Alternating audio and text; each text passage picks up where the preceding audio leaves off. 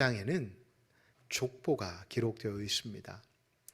특별히 오늘 우리가 함께 읽은 이 족보는 구약 성경의 야곱의 아들들의 족보와는 좀 다른 모습, 형태를 띠고 있음을 우리는 발견할 수가 있습니다. 특별히 구약 성경에는 창세기 46장과 민수기 2장에 보면 야곱의 아들들 12지파의 자손들의 족보들이 기록되어 있는데, 오늘 본문에는 특별히 세 아들들의 족보만 기록이 되어 있습니다. 그 세 아들의 이름은 누구일까요? 자, 야곱의 첫째 아들이 누구이죠? 르우벤입니다. 둘째 아들은요? 시므온입니다. 세 번째는요? 레위입니다. 이 세 명의 아들들의 이름, 그리고 그들의 족보들이 기록되어 있는데, 특별히 오늘 우리가 함께 읽은 14절에서 마지막 절 27절까지는 르우벤과 시므온의 족보는 한 절씩만 기록이 되어 있고, 레위 지파에 대해서는 무려 10절 이상이 기록이 되어 있습니다. 그 이유는 무엇일까요? 이 구약 성경에는 이 족보라는 단어가 어떠한 단어로 쓰여졌냐면 톨레토르라는 단어로 쓰여져 있습니다. 이 단어의 의미는 하나님께서 아담에게 약속하신 그 약속이 자손 대대로 계승되어지고 발전되어져 종국에는 예수 그리스도를 통해 완성되어진다라는 의미를 가집니다. 이런 족보의 의미와는 좀 다르게 오늘 본문은 좀 편향되어 있지 않나라고 생각해 볼 수가 있습니다. 세 명의 아들, 그 중에서도 이 세 번째 아들에게만 집중하는 이유는 무엇일까요? 도대체 이것을 통해 성경이 말하는 이 족보가 주시고자 하는 메시지는 무엇일까요? 여러분, 오늘 본문에 기록되어 있는 세 아들들을 한번 생각해 보십시오. 이 세 아들들은 원래 르우벤이 장자의 직분을 이어가야 하는데, 르우벤은 그의 아버지의 첩과 바람이 나버렸습니다. 그래서 그가 유업으로 받아야 할 장자의 권한을 박탈당했습니다. 그렇다면 자연스럽게 그 승계가 둘째에게 이어져야 하는데, 이 시므온과 레위 또한 범죄해버렸습니다. 어떠한 범죄를 해버렸습니까? 그들에게는 하나밖에 없는 여동생이 하나 있었는데, 그 동생이 그만 세겜 족장의 아들에게 잘못된 일을 경험케 되었던 것입니다. 너무나도 화가 난 나머지 이 두 형제는 복수심이 불타올랐습니다. 그래서 결국 생각해낸 게 무엇이었냐면, 할례를 통해 그 세겜에 복수하고자 하였던 것입니다. 지금은 좀 다른 것 같지만, 제가 초등학교 2학년에서 4학년 때만 되면, 겨울방학 때가 되면 친구들을 만나기가 힘들었습니다. 왜 그랬을까요? 보통 3일에서 일주일 동안 그 고래 사냥을 하면 아이들이 움직이지를 못하는 거예요. 특히 이제 3일째 되는 날은 극심한 고통이 찾아와서 움직이기가 어렵습니다. 단 한 일주일이 지나면 크게 어려움이 없지만 3일째 되는 날까지는 아이들이 집 밖을 나오기가 힘듭니다. 어른들은 더 심하겠죠. 그래서 이 세겜 지파의 남성들이 가장 힘들어할 그때에 지금 이 두 형제가 이 세겜의 족속의 모든 남성들을 죽여버렸던 것입니다. 다시 말해, 하나님께서는 단지 복수한 것에 대해 그들을 심판하시지 않으시고, 그들이 할례라는 다시 말해 거룩을 구별할 수 있는 그 징표를 잘못된 복수에 사용하신 것에 하나님께서는 그들을 심판하셨던 것입니다. 그래서 시므온과 레위는 그들이 받아야 할 장자의 직분을 받지 못하였던 것입니다. 그렇다면 왜 하나님께서는 굳이 이 세 명, 어떻게 보면 죄로 인해 언급하기가 꺼려질 수 있는 세 명의 지파의 족보를 굳이 오늘의 본문의 말씀에 기록하고 계시는 것일까요? 그리고 굳이 이 레위 지파에 집중하고 계시는 것일까요? 거기에는 세 가지의 의미가 담겨져 있는데 우리가 PPT를 보고 함께 살펴보도록 하겠습니다. 첫째, 둘째, 셋째 우리 같이 한번 읽어보겠습니다. 자, 첫째 시작. 비록 절망 가운데 처한 이스라엘 민족의 현실이 암담하다 할지라도 하나님은 지금까지 이스라엘 백성들을 지키셨고 앞으로도 그들을 보호하실 것을 알려주시기 위함입니다. 두 번째입니다. 이 족보의 틀을 이루는 두 인물의 역사성과 그들을 하나님께서 어떻게 예비하셨는지를 보여주시기 위함이었습니다. 자, 마지막으로 세 번째입니다.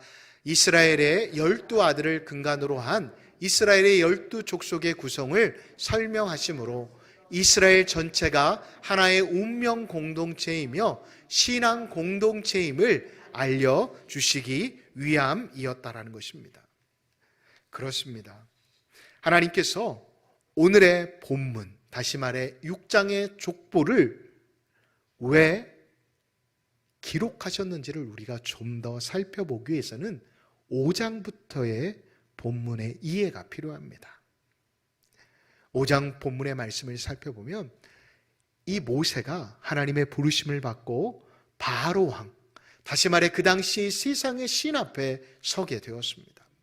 그런데 이 바로 왕 앞에 선 모세, 하나님께서 분명히 이적을 표시하여 주시고 또한 그와 함께 하셨다는 사실을 알았음에도 불구하고 그 앞에 펼쳐진 현상들은 너무나도 좌절 그 자체였습니다. 특별히 바로는 이 모세의 말을 듣고 이스라엘 백성들이 불순한 생각을 한다라고 해서 그보다도 더 심한 노역을 주었음을 6장 9절의 말씀을 보면 살펴볼 수가 있습니다. 예전보다 더 많은 노역을 허락하여 주었던 것입니다. 그리하여 이 이스라엘 백성들이 이 모세에게 마음이 닫혀졌음을 우리는 성경을 통해 살펴볼 수가 있습니다. 그래서 이러한 백성들 앞에 다시금 서는 이 모세의 심정은 어떠해야 할까요? 여러분 한번 모세의 심정을 한번 헤아려 보십시오. 모세는 지금 자신 때문에 이스라엘 백성들이 이전보다 더 많은 노역을 한다라는 그 괴로움 가운데 놓여 있습니다. 사람이 마음이 무거워지기 시작하면 육체 또한 쇠약해지기 쉽습니다. 자신이 나서지만 않았다라고 한다면 그래도 이스라엘 백성들이 이렇게 고통당하지 않을 텐데 라는 심적인 부담감이 모세를 짓누르고 있었어요.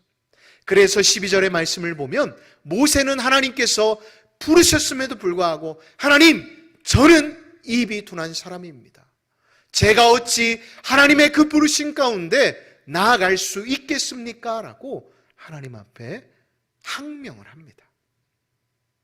그러자 하나님께서는 다시금 13절 오늘 본문 첫 절의 말씀을 통해 모세에게 내가 너를 왜 불렀는지에 대해 다시 한번 언급하여 주십니다.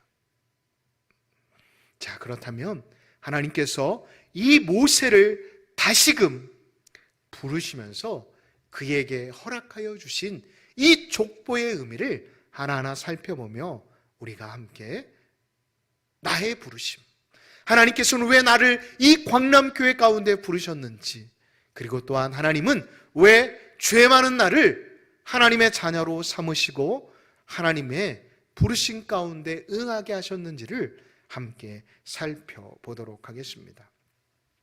자, 제가 다시 한번 말씀드립니다. 오늘의 족보는 단지 누가 누구를 낳았는지에 대해 하나님이 말씀해 주시기 위해, 언급해 주시기 위해 오늘의 족보를 허락해 주신 게 아닙니다. 다시 말해,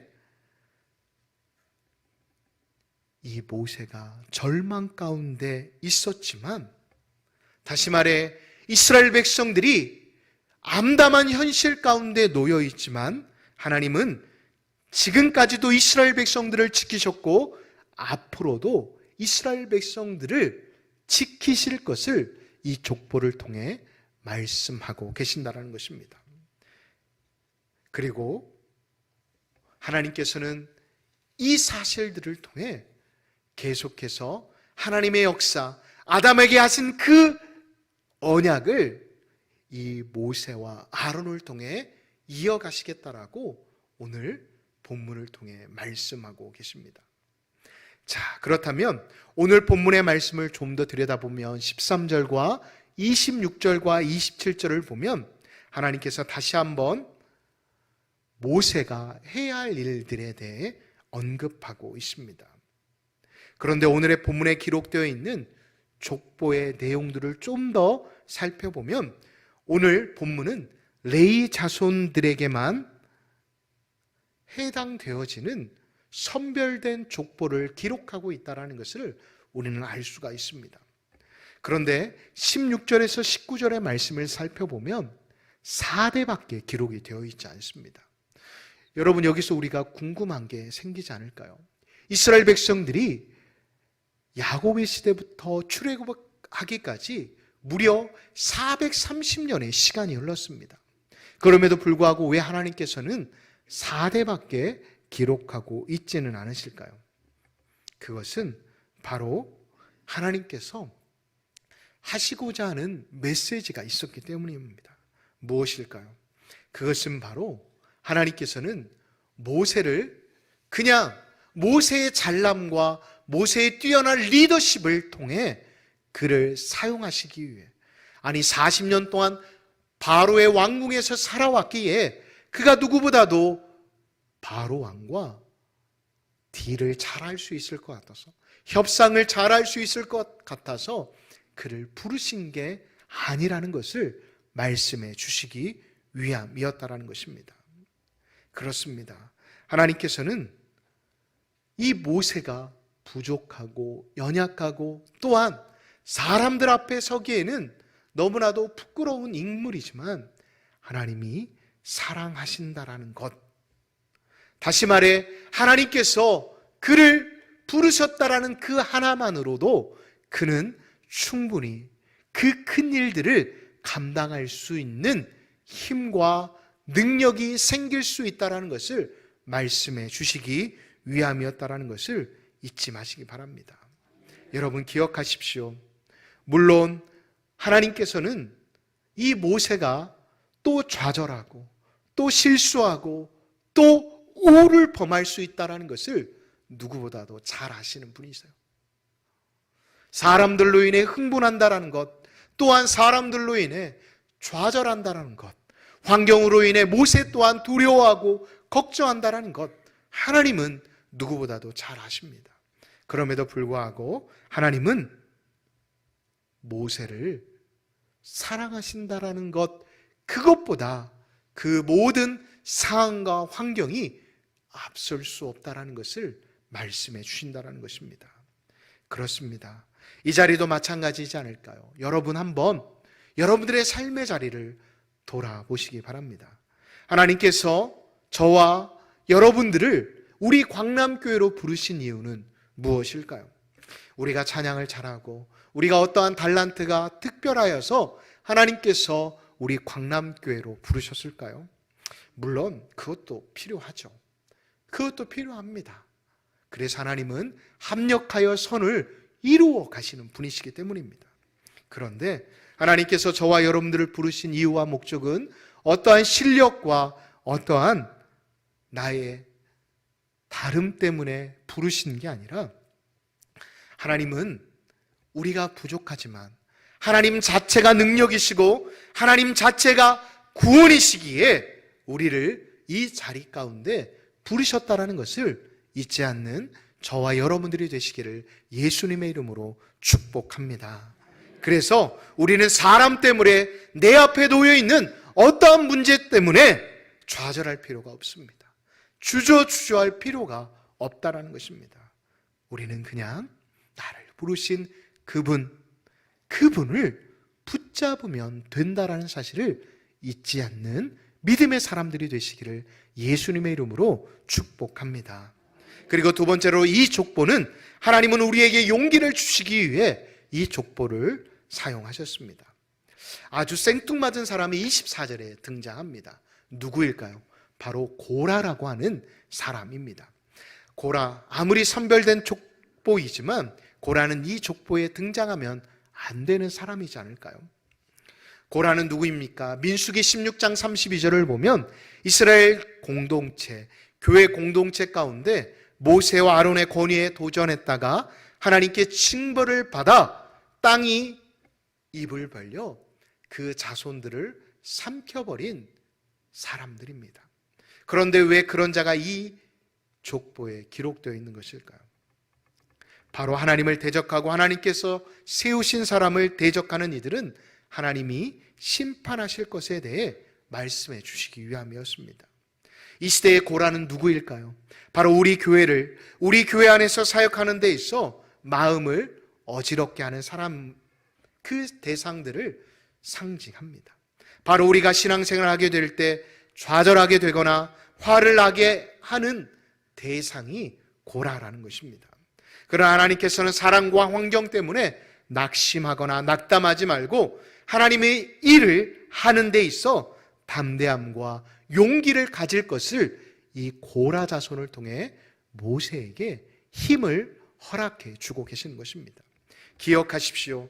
하나님의 부르심은 이 모든 대적을 뛰어넘는 권위를 가지고 계신 하나님의 부르심이라는 것을 잊지 마시기 바랍니다. 그래서 하나님은 우리를 부르셨다라고 한다면 여러분 한 사람 한 사람이 삶의 환경이 어떠하다 할지라도 또한 내 영적 상태가 어떠하 할지라도 좌절하거나 낙담할 필요가 없다는 것입니다. 우리가 우리의 시선, 우리의 눈을 들어 나의 방패가 되어주시고 나의 구원이 되어주시고 나의 힘이 되어주시는 하나님을 바라보게 되어지면 우리는 다시금 일어설 수 있게 되어진다는 것을 잊지 마시기 바랍니다. 세 번째로 하나님은 상처를 치유하시는 분이십니다. 여러분, 모세의 상처는 무엇일까요? 사람들이 말을 듣지 않는 것, 사람들이 자신의 출신과 또한 자신의 무언가를 인정해 주지 않는 것일까요?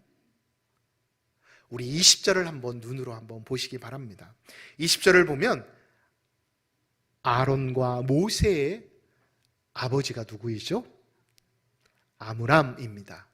아므람의 아내, 다시 말해 모세와 아론의 어머니는 누구이죠? 쉽게 말하면 아버지의 누나가 엄마예요. 이해가 되십니까? 물론 그 당시에 학자들은 이렇게 혈연끼리 결혼을 할 수 있다라고 이야기를 합니다. 그런데 문제가 무엇이냐면 사람들은 편할 때, 좋을 때는 그런 게 문제가 되지 않아요.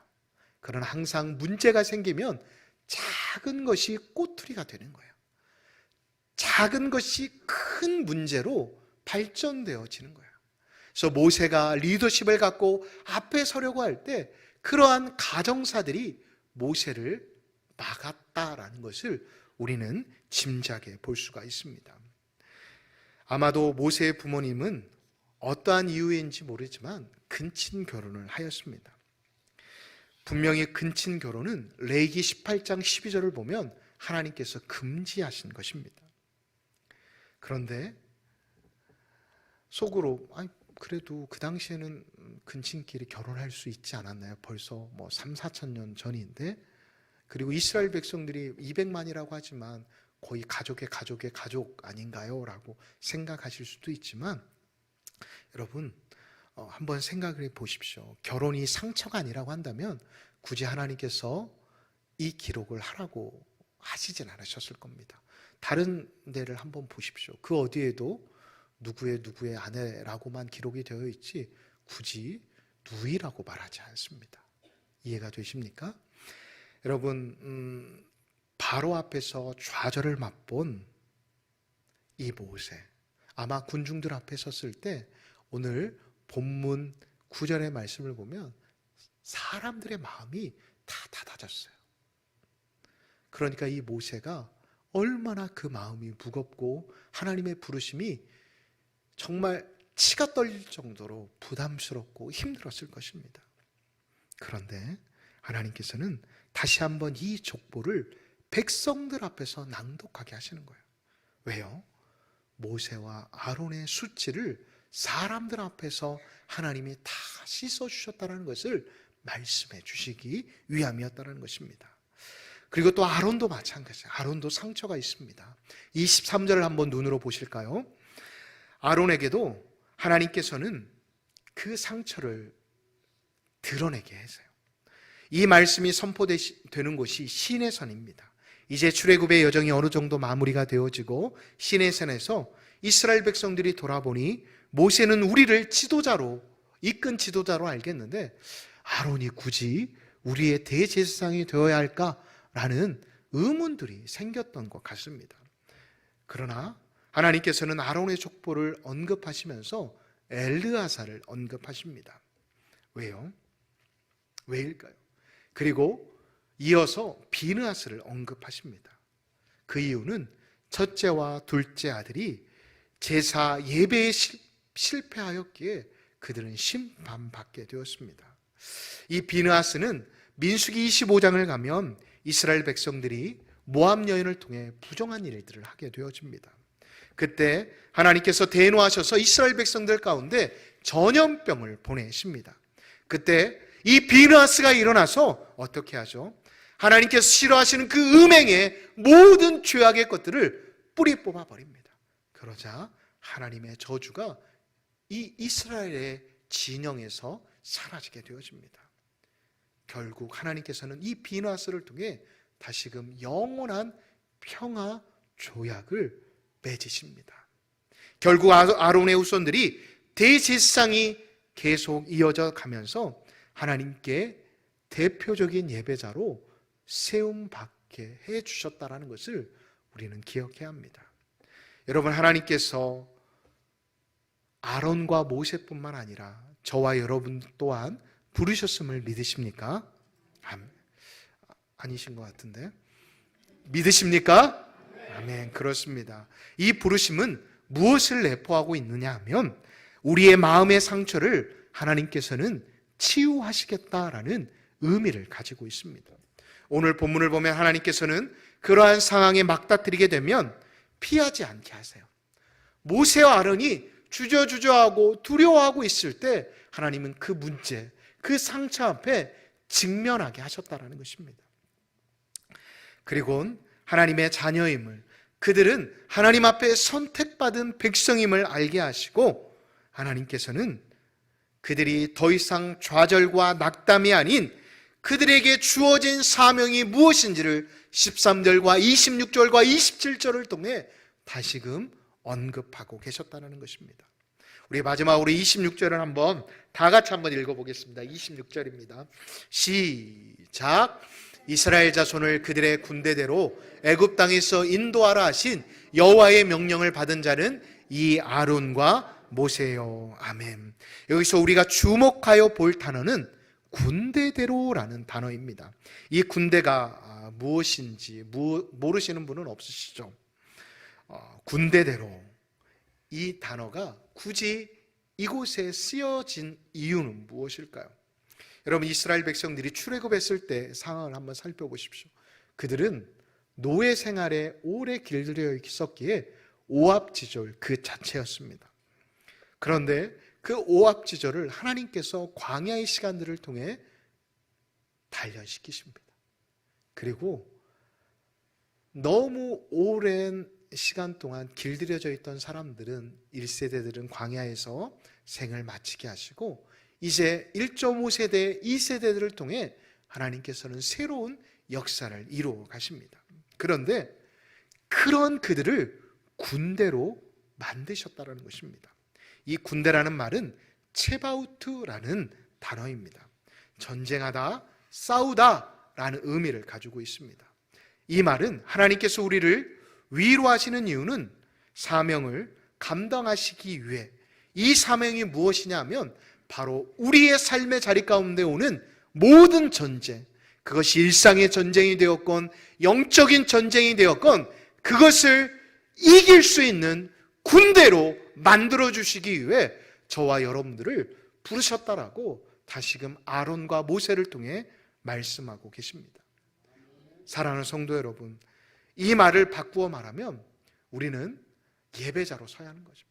하나님께서 여러분들을 물질의 축복, 건강의 축복, 또한 각자에게 주신 달란트를 주셨다라고 한다면 그 궁극적인 목적은 잘 싸우기 위해서, 다시 말해 우리가 이 땅에서 궁극적으로 하나님의 백성으로 살아갈 수 있는 예배자로 살아가게 하시기 위해 저와 여러분들을 부르셨다라는 것을 잊지 않는 믿음의 사람들이 되시기를 간절히 소망합니다. 그래서 이 체바우트는 민수기 4장 8절을 보면 예배하다라는 단어로 또한 바꾸어서 사용되어집니다. 직무, 봉사하다, 예배하다라는 단어로 말입니다. 그렇습니다. 모세와 아론 이 족보를 통해 저와 여러분들에게 말씀하시고자 하는 것은 하나님께서 우리를 부르시고 우리를 사용하시기 위해서 하나님 먼저 위로하시고 또한 우리에게 용기를 주시고 또한 우리에게 무엇보다도 그 상처와 직면하게 하심으로 우리가 전쟁에 능한 용사로 살아가게끔 만드신다라는 것을 여러분 잊지 마시기 바랍니다. 하나님은 그러하게 우리를 그저 부르시지 않으셨어요. 우리 찬양대가 고백하였던 고백처럼 우리를 부르신 그 목적과 뜻에 맞게 하나님은 우리를 사용하신다라는 것을 잊지 마시기 바랍니다. 아직도 하나님의 사명을 감당할 힘이 없고 나는 부족하고 또한 나는 이제 더 이상 나이 때문에 못하신다라고 말씀하시는 분들이 계십니까? 여러분, 하나님은 나이에 상관없이 우리 모두를 예배자로 부르셨습니다. 저와 여러분들을 예배하는 사람으로 부르셨다는 거예요. 뭐 제가 이 앞에 서 있다라고 해서 제가 뭐 특별한 사람이라고 생각하십니까? 아닙니다. 저 역시도 예배자로 하나님이 부르셨습니다. 영적인 전쟁뿐만 아니라 세상의 전쟁에서 승리할 수 있는 자로 세우시기 위해 이 자리에 세우셨다는 것입니다. 사랑하는 성도 여러분, 지금 삶의 자리 가운데 어떠한 문제와 어려움들이 있으십니까? 하나님이 여러분들을 용사로 부르셨습니다. 여러분들을 용사로 부르셨는데 언제까지 내 삶의 처지와 형편만을 바라보며 주저주저하며 나는 못해, 내가 무엇이라고 라며 생각하시겠습니까? 저는 무엇보다도 우리 온라인과 오프라인으로 예배드리시는 모든 광남의 가족들이 이제 그 부르심에 순종하실 수 있는 사람들이 되었으면 좋겠습니다. 그래서 그 부르심 앞에 순종하는 자들이 계속해서 예배자들이 일어날 때 이 자리가 하나님의 영이 깃든 자리, 예배를 통해 회복과 치유가 있는 복된 은혜의 자리가 될 줄 믿습니다.